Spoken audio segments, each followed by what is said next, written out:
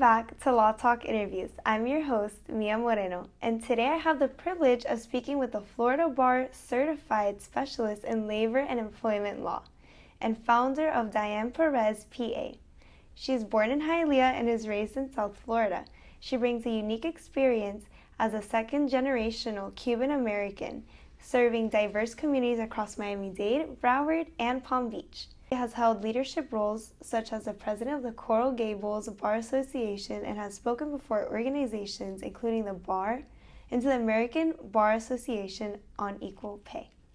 Throughout her work in litigation, writing, and public speaking, she has established herself as a leader in her field. Today we will explore her journey, accomplishments, and insights as both a woman in law and founder of her own firm. So please help me welcome Diane Perez. Thanks for having me, Mia. Of course. It's a pleasure of having you. So growing up as a second-generation Cuban American in South Florida, how did that shape your understanding what the law is? Oh, wow. I'm not sure I knew much about the law when I was a kid. I think my second generation Cuban American self grew up in a much different home than the one I live in today, which has helped me in the practice of law. Specifically, I do labor and employment work, and workplace relationships are very important.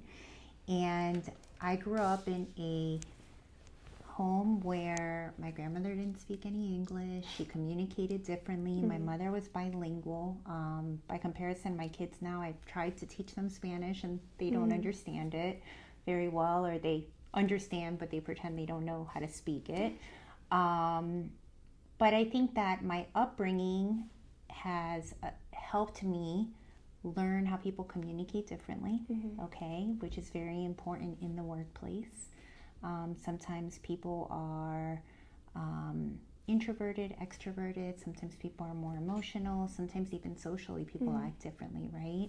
And as a workplace attorney, I oftentimes talk to my clients about that because especially in the Hispanic culture, the way we communicate with our hands and the way we welcome one another, maybe with hugs and kisses rather than shaking hands, is drastically different from someone who is not Hispanic and isn't used to that. Some people like more space in the workplace, right? So I think that being a second generation Cuban American has helped me realize the differences between people, and it helps me better advise my clients about those differences, because I think being cognizant of them is important in making sure that you have a nice and happy and successful workplace for people to work in. So has there been a specific case where your culture has helped you see things that other lawyers might have missed in the case? I can't think of anything specific. I do a lot of, like I mentioned briefly, I do a lot of harassment, sexual harassment training.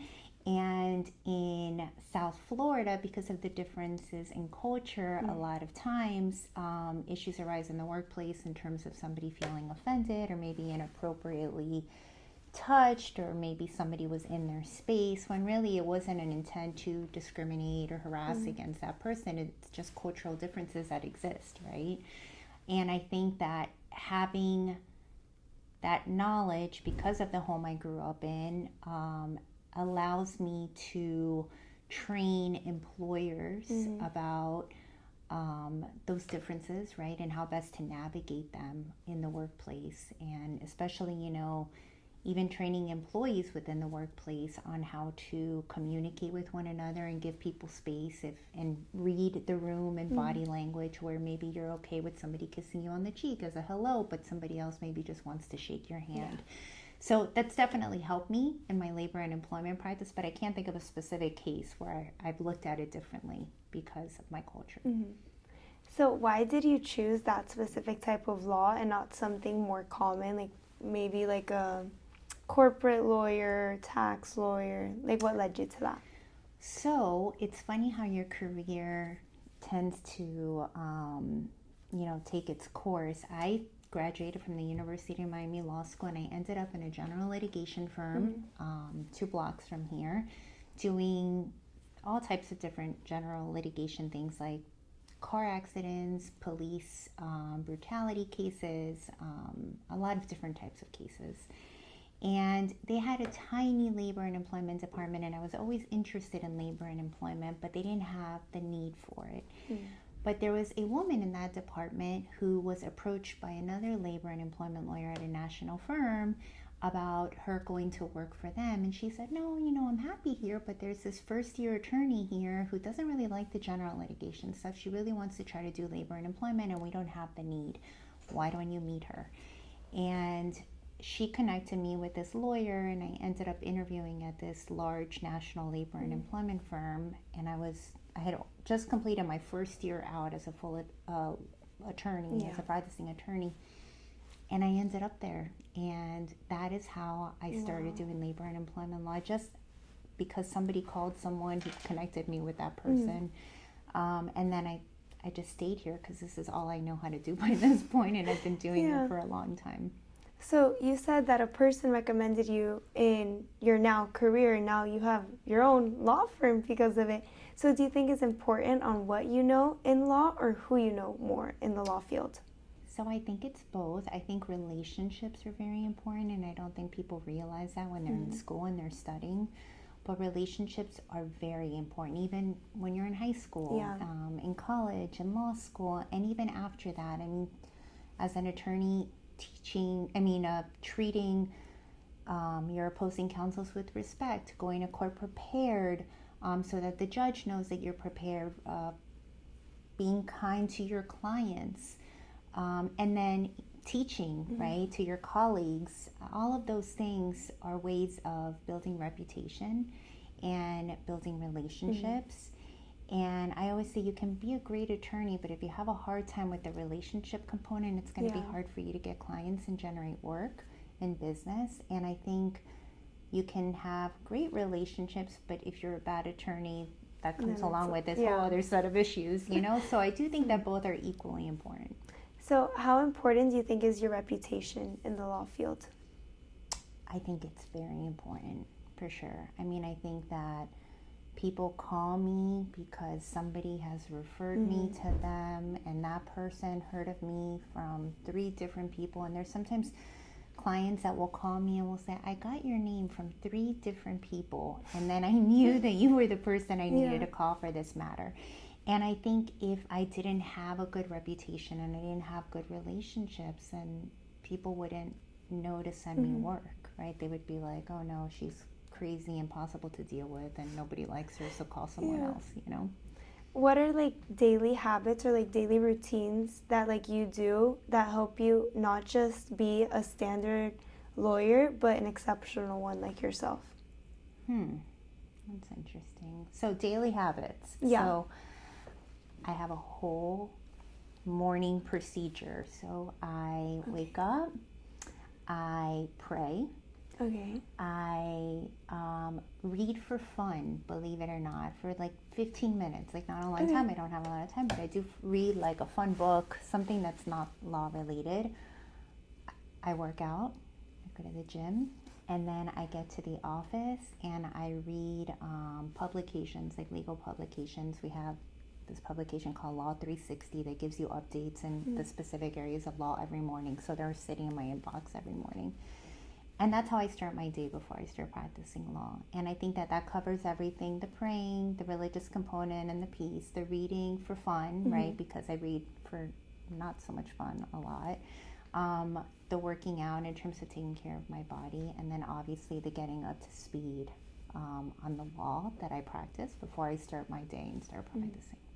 What do you think is the most essential thing that someone should start doing now as a high school student like myself that should be in your daily routine?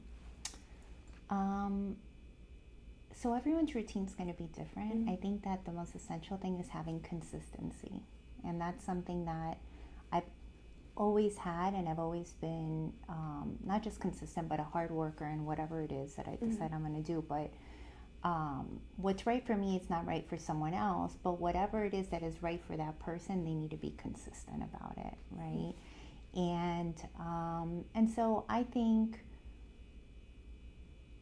if they like to read a lot of different types of books, right, that helps you with reading, not just reading comprehension, but also writing. to write. I always have like a journal. I try to organize myself and my thoughts. Sometimes I have a journal in the car because if something comes to my mind, I have to write it down. I mean, that's really because I forget things more than I did in the past. But organizing yourself, reading, taking care of your body, eating healthy. I mean, all the things that it's kind of cliche because everyone talks about it, but it really is true. And building those habits so that once you are in a career, they're already established, right? Yeah. And they help you be the better version of you. What's something that you wish you knew sooner that you could have done to make this, I guess, process of becoming a lawyer a little bit easier? I'm not sure that there's anything that I could have done differently. I wish I would have been more realistic about what practicing law really looks like. And what you're doing is great because I didn't know a lot of attorneys, and I think that learning information and how it works and the different areas of the law and things of that nature, I mean, I think it's very important to do that research. When I graduated law school, so my grandmother went to law school at the University of Havana. She was one of fewer than a handful of women that were in the law school and graduated as lawyers. Now, obviously, when she came to the U.S., she was never a lawyer because she never went to law school here. But I always viewed her as a role model, and so I decided to go down this trajectory, right? But I think that as a woman, I didn't really realize how challenging it is to be able to manage and juggle everything, right, in life, a career and client problems and needs and judges' requirements and a spouse and children and all of those things. And then I'm on my own, so I also run a business, right? It's not just a law firm, it's a business for me. So I wish that I would have known more about what it looks like to be an attorney, right? Because I graduated law school with no idea. And in fact, when I graduated, I thought, I'm going to go work at large firms and I'm going to be a partner there one day. And then soon into practicing law, and within 5.5 years that I'd had my first kid, I realized that what I thought was best for me in the law was not what was going to ultimately be best. Right. So have you faced any challenges on being a woman in the law field, and how did you overcome those challenges? Oh yeah, there's challenges. Yeah, for sure. Yeah. Sometimes you're the only woman in the room when you're negotiating. Sometimes you're the only attorney in a hearing with a judge and, multi-party case. Sometimes things that you say are misconstrued, where you're viewed as aggressive rather than just assertive, right? And I think that's, I train my employers on that, microaggressions, little things that we maybe aren't conscious about, but they're there. And, it's kind of that whole, well, women are aggressive, they're not assertive, So, you deal with some of that.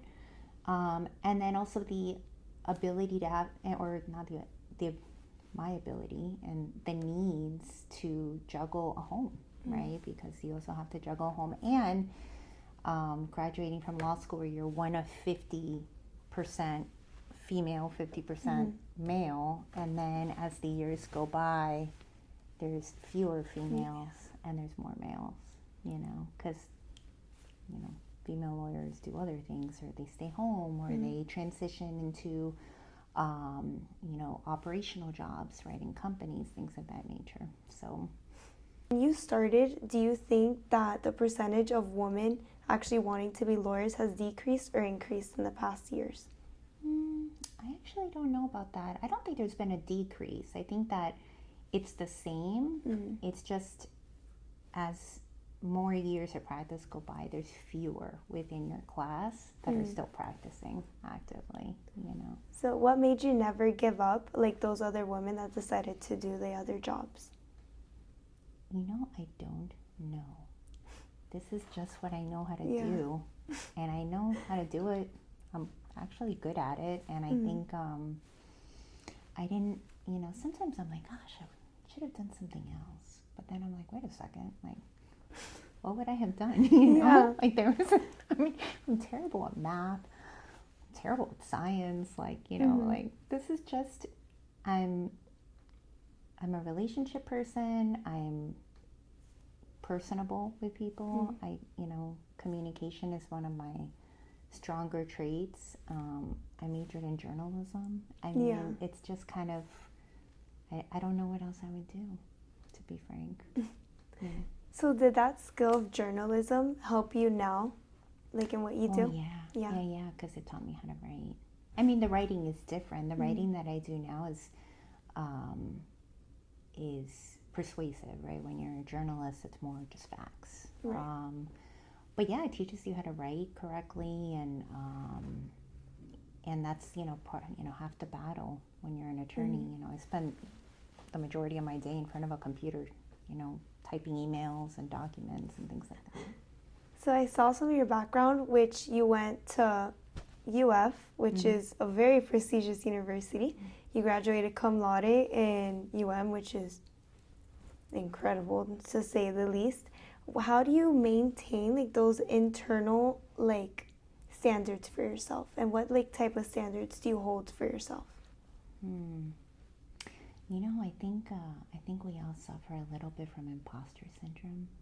I don't think people talk about it. I think all lawyers probably. I think most everyone, right? Sometimes you're like, wow, like I don't belong in this room, you know, or how did I end up getting into the University of Florida? I don't know. You know, like you kind of think about it. But you just have to be consistent and work hard, honestly. Like I think till this, even with board certification, I had gone to law school and I sat for the bar, and then I was eligible to apply to be board certified. So I did that and I studied for another test. And I'm in the process of trying to get certified to be a mediator so I can try to resolve cases. So you kind of just always have to work on improving yourself. But that imposter thing never, I don't think, goes fully away. Yeah. And that's definitely something people don't really talk about. But I think that even the best lawyers, when you're in court and you're arguing, sometimes you're like, oh man, like, am I smart enough for this? Or, am I the smarter person in this argument? You go through that. I think it's just quiet and nobody ever says anything. So what surprised you the most on the realities of law? A lot of things. It's like crazy.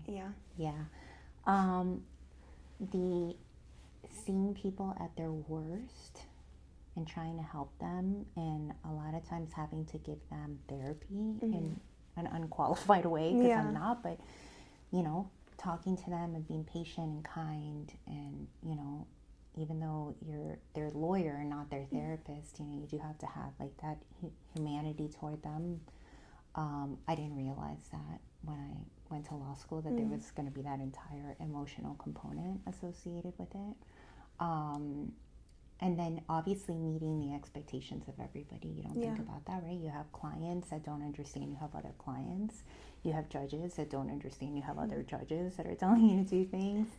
And so, I think managing the emotions, managing the work, being fair, in that you're giving enough time to everybody, and that you're also treating people with empathy. I think those are all things that I never thought about, but I've slowly learned is necessary. What's something that you learned about yourself that you think you would have never learned if you would have never chosen this career? That I've learned about myself? That I'm really like a work in progress. I really am. Even like every case, like every client, they always bring something new with them, and I have to just work on myself, interestingly enough, given what I do, like the law is the easy part. Like I know what I do legally. Like I can get that done. A lot of times the hardest part is being able to navigate the dynamics between the parties, the client expectations, the judge, and continuing to work on myself to have like the organization and the patience to be able to successfully represent them. What has been your most favorite case? Like, oh, favorite case. Not sure I've ever had a favorite case. They're all very, very different.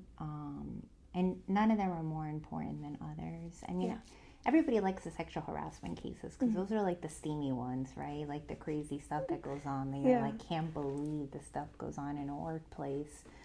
But I think that I don't really like one more than the other. I feel that there are clients that I build different bonds with, right, than others. You know, and sometimes those clients make the case a lot more manageable in terms of like they're just funny. Like I had one that came here one time and had a deposition, and he was wearing like some crazy shirt that was like, my supervisor did it or something, like to be funny, you know. So obviously that client makes that case, which maybe the substance isn't so fun, a little more fun. But yeah, I mean the more interesting ones are the harassment cases for sure. The exact moment you wanted to start your own firm? Oh, jeez. I specifically remember the exact moment. My oldest, who's now 15, was a 1-year-old. And I was like working around the clock. I like never saw her. I had somebody like picking her up from school, and then like I would see her for 10 minutes at night. And like that was it because I was working at a large firm. And it was so crazy, the hours, and then I was getting a bunch of calls on my way out out of this office, and I was like, I can't do this anymore. And I packed my office up and I put everything in a box. And talk about cultural differences, and maybe somebody, you know, more calm wouldn't, you know, but in my family, like we're just, this is how we are, you know. And I packed everything in a box, and like a good Cuban daughter, I called my mother and I was like, I can't do this anymore. I'm quitting. And she said, listen, take the box home, but think it over. Like you don't have to make any like drastic decisions. So I was like, well, my Cuban mom is calming me down. Like, this is crazy. She's usually the one that makes me anxious. So I took my little box home, and then I got home, I saw my kid, I put her to bed, and then there were a million emergencies that came in at 8 p.m. It was like 8 p.m. and I was having so many emergencies, and I thought, you know what? The time with my kids is limited. One day they're not going to be around me, and I want to be able to enjoy it. And so it was at that moment that I made the decision that I was like done, that I needed the flexibility. And by the way, on my own, I work a lot, but I have flexibility in that if I need to see my kids, I see my kids, and I do things, and then I make it up, you know. But it's not that level of insanity. So that was really what happened. I packed up my box, and I hadn't even quit. I just put it in the car. How long was like that, like I guess like transition, like how long did that last from like going from not having a job essentially? Oh no, it was quick. It was quick? Yeah, because I had resigned from that firm, and then I spoke with them, and they said, well, you know, they said, if you want to be on the mom track, we can figure this out. Like, we're gonna, you know, we can give you like projects rather than working on litigation. Like, we'll give you projects. And I thought about that, and I did that for a couple of weeks, and then I realized that I was better off just 100% focusing on my firm. So that's when I started opening the firm. So within a month, I was up and running. Yeah. That is great.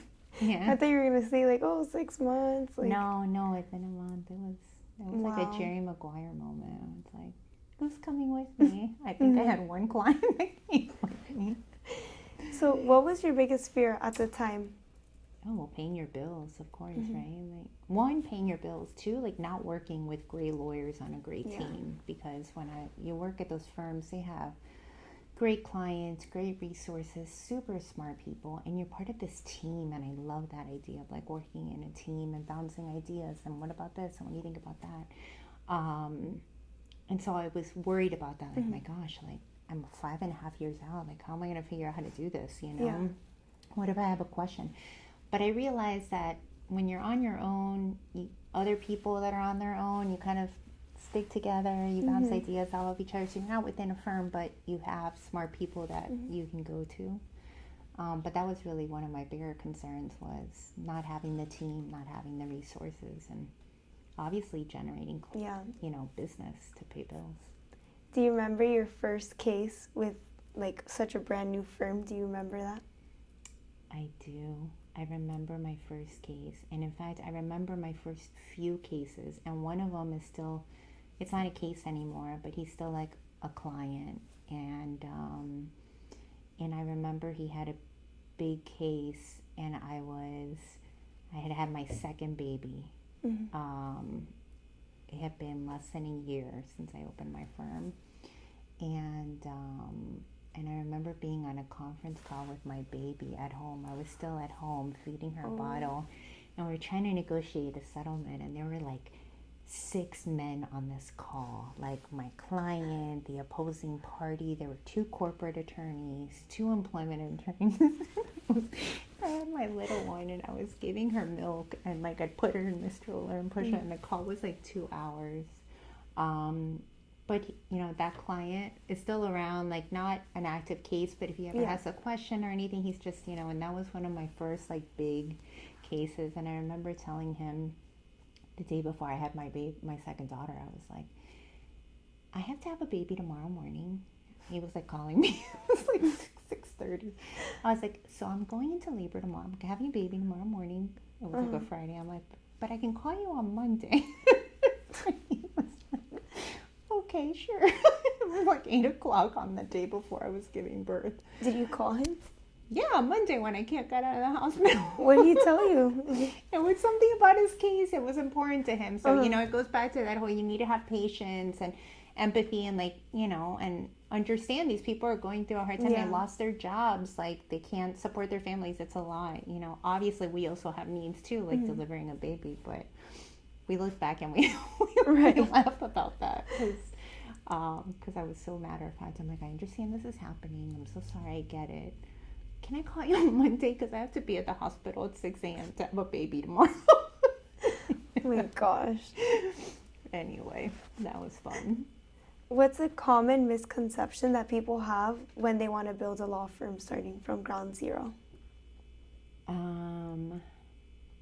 That you're just going to be a lawyer. I do a lot. I'm like more of a business person than an attorney sometimes. It's rough, my assistant can come in today.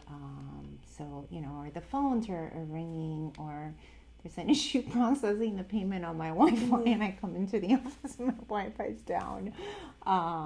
There's just always like some surprise, So I'm a lawyer, and I like to be a lawyer, but unfortunately I'm also a business person. And I think people don't realize that when you're opening a firm, that more than being a lawyer, you're going to be wearing a business person hat.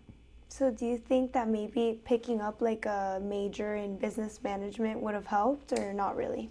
I mean, maybe like marketing, like how to market yourself and like, get referrals and recommendations. I mean, all of those things, especially now, like social media is like such a big thing, and lawyers are outsourcing that to people that are doing social media posts because we're not, for the most part, marketers. It'd be nice to have that kind of experience. I know that there are classes, like the business of law classes that some universities offer that I think would probably be helpful, which I never got in law school, believe it or not. They taught us how to be lawyers, but never how to run a law firm. But I think those skills, yes, are definitely helpful. What's one thing you think that law schools should start implementing and like teaching like future young attorneys so they could be more successful? Yeah, the business of law for sure. The importance of networking, relationships, like all of those things. You go to law school and they teach you the law. They teach you how to write. They teach you how, some of the classes teach you how to argue. Sometimes they don't. But they do teach you how to view things differently and analyze arguments and things of that nature. But I think that they lack curriculum on running a law firm, Yeah. right? Generating business. There's just so much involved that we lawyers are thrown out there, and it's like, good luck. Yeah. It's like, okay, I know how to read a case, but I don't know how to do any of this other stuff. And I think that students would benefit for sure. To go back on why you chose to major in journalism, what do you think is the best major for a law student? So I think back then when I went to UF, there was a lot of political science majors for law school.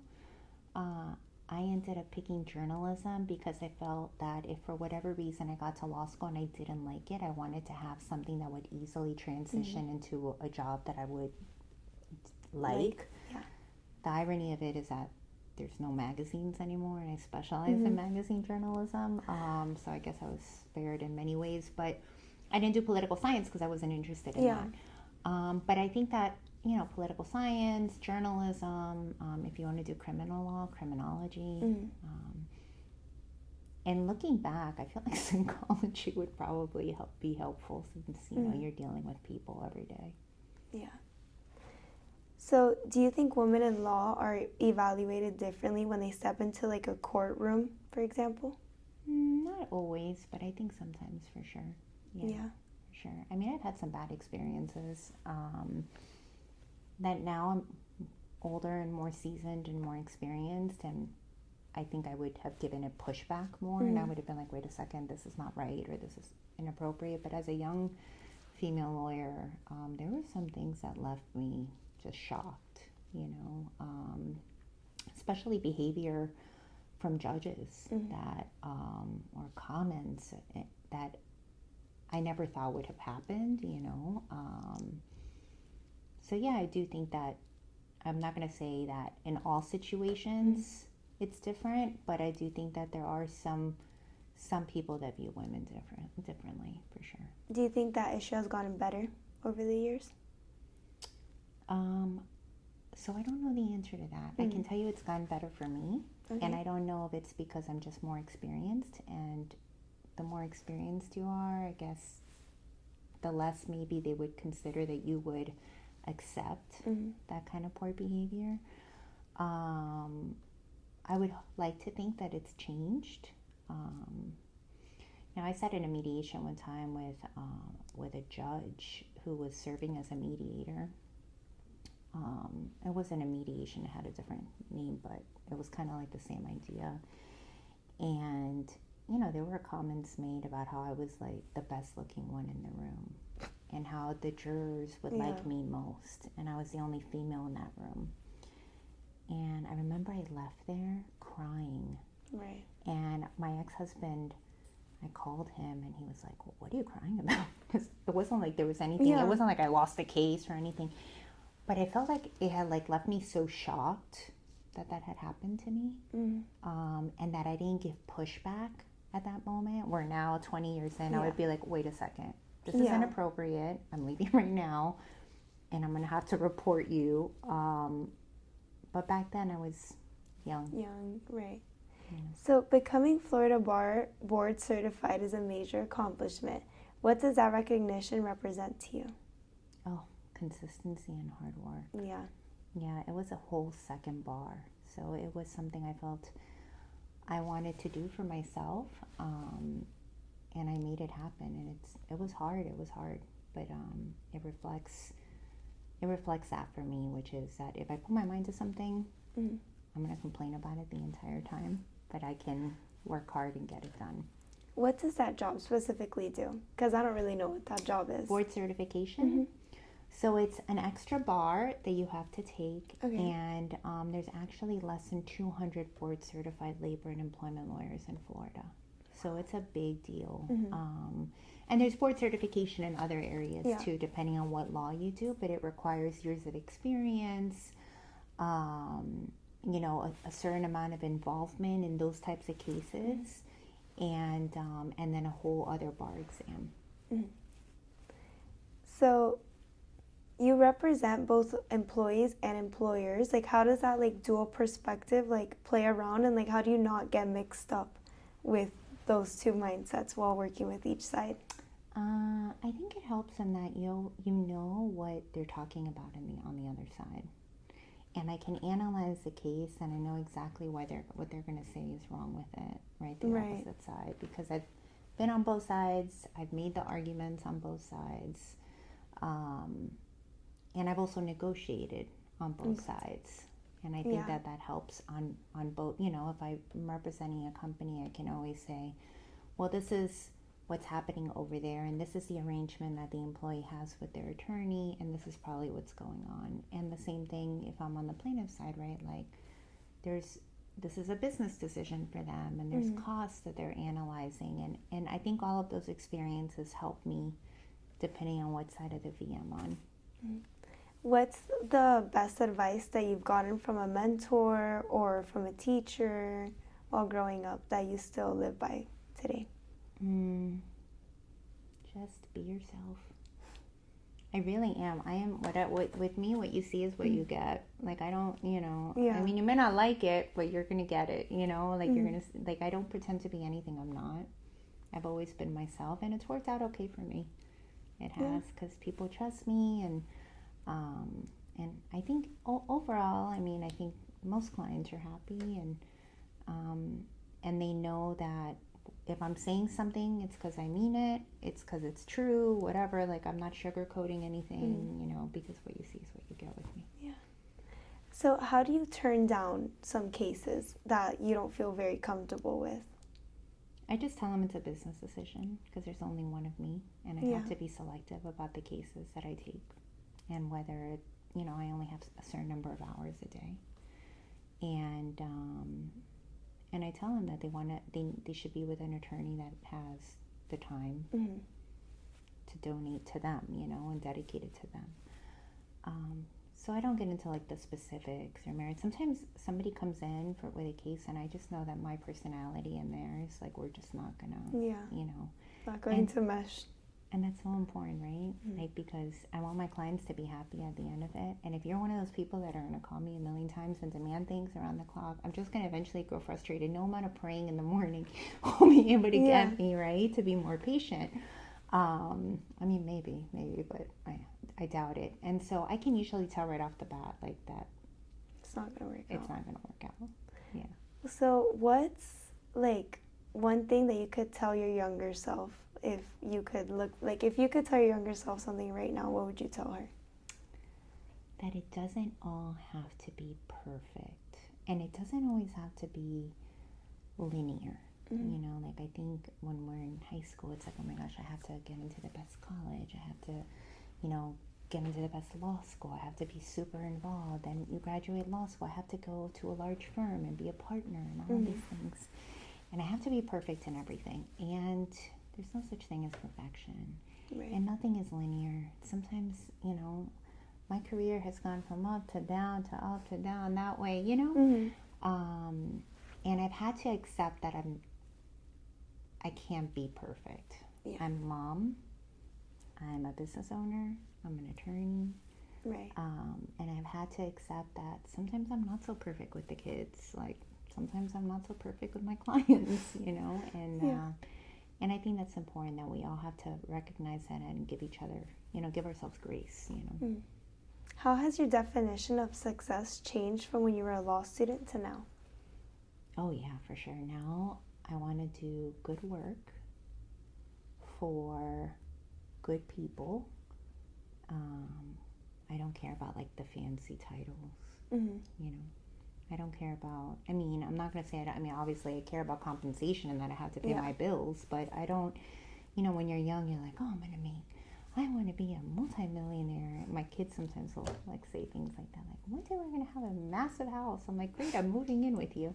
But then you get older and you're like, wow, like, that's not what success is. Success for me is, representing people well, being good at what I do, and then also being good at home, being good with my kids, and being good to myself. Is there something that you haven't accomplished yet that you're still trying to accomplish? No, I think we're always a work in progress, and there's probably things that I strive to do better with, but nothing specific. I think I'm satisfied with my career, and I know what I do, and sometimes I'm good at it. No, I mean, I'm not. I'm really not. I'm just trying. I'm striving to be better for people. Right. What reputation do you hope to leave off? That I'm a good person. Not that I always am. Yeah. But I think people. I want people to be like, you know what? She treated me real well when I was going through a really bad time. She worked really hard for me. By the way, not that I always win, because there's a lot of things that are not in your control, and sometimes people view facts differently and the law differently, and judges have their own opinions. But I do want people to feel that I was always kind and worked hard for everyone. So my last question is, who do you want me to interview next? I have the best woman for you, Corey Lopez Castro. Oh my gosh. A judge. You're going to love her. I need to do that one next. Yeah, she's next. All right, so that was it for Law Talk Interviews. I was your host, Mia Moreno, and this was Diane Perez. And that's it for today. Thank you for watching. Thanks, Mia. Of course.